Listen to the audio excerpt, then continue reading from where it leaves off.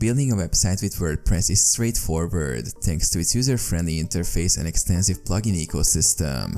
Follow these steps for a basic WordPress website. Domain and hosting. Choose a domain name and purchase web hosting from providers like Bluehost or SiteGround. Install WordPress using the hosting provider's tools. Access WordPress dashboard. Log into your WordPress dashboard, typically located at yoursite.com/wp-admin, using the credentials provided during installation. Select a theme. Choose a theme from the WordPress repository or explore premium themes for a more customized look. Install and activate your chosen theme. Customize site settings. Navigate to settings in the dashboard.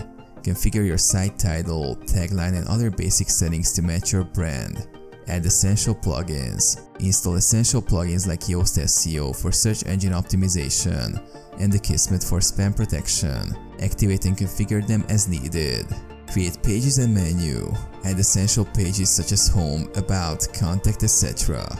Create a navigation menu under Appearance menus to organize your site structure. Write content. Start creating content by adding pages and posts. Use the Gutenberg editor for easy content creation and formatting.